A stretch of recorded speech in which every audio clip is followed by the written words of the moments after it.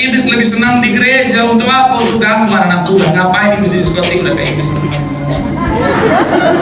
Karena mungkin iblis di diskotik sampai geleng-geleng kepala. Gue aja iblis gini-gini. Kalau di gereja, iblis datang supaya dia ganggu orang yang lagi fokus dengan khotbah. Mulai dia ganggu pikirannya, udah gak usah dengerin, ngapain dengerin si boyband, udah bodoh.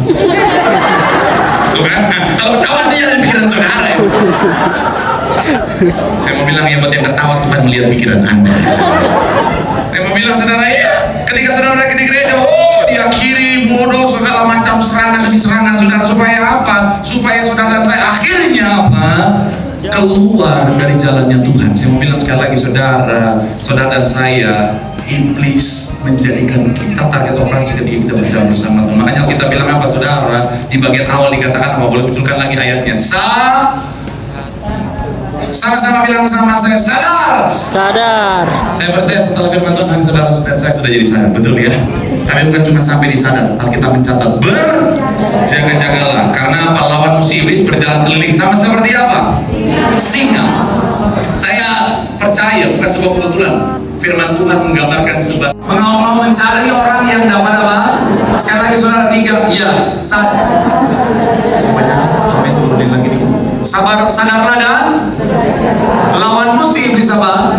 Berjalan keliling sama seperti singa yang mengaum-ngaum mencari apa? Orang yang dapat ditelannya. Saya mau bilang saudara, ketika saudara dan saya berjalan bersama Tuhan, salah satu konsekuensi yang akhirnya harus kita terima adalah iblis nggak senang sama saudara dan saya. Ketika saudara saya berjalan bersama Tuhan, iblis gerah lihatnya. Makanya akhirnya apa? Saudara dan saya dijadikan target operasi. Makanya mungkin saudara pernah dengar ada kalimat-kalimat yang muncul, bahkan mungkin saudara mengucapkan itu, bilang begini, Pak Pendeta, ketika saya ikut Tuhan kok malah saya banyak masalah, ketika saya jalan di jalannya Tuhan kok makin banyak tantangan Pak Pendeta, kok persoalan demi persoalan malah datang dalam kehidupan saya. Dulunya kayaknya gak ada masalah Pak Pendeta, tapi ketika saya berjalan bersama dengan Tuhan Pak Pendeta, kok datang tantangan, serangan dari mana-mana Pak Pendeta. Saya mau bilang itu iblis saudara.